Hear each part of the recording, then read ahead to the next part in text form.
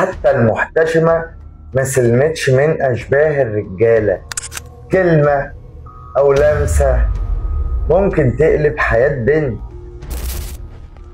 بس القانون دايما واقف جنبها وبيحميها. التحرش في القانون المصري جريمة كبيرة، سواء بالكلام أو بالإيحاءات أو باللمس.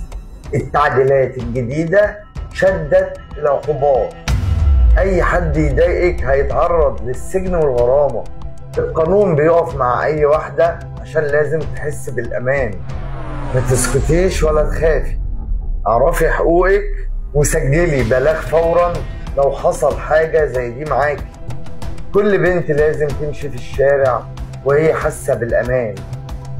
واعرفي تماما اللي زي ما فيه الوحش في رجالة كتير عندها نخوة ما بتسمحش ان حد يعتدي على بنت ولو بكلمة ويسكت.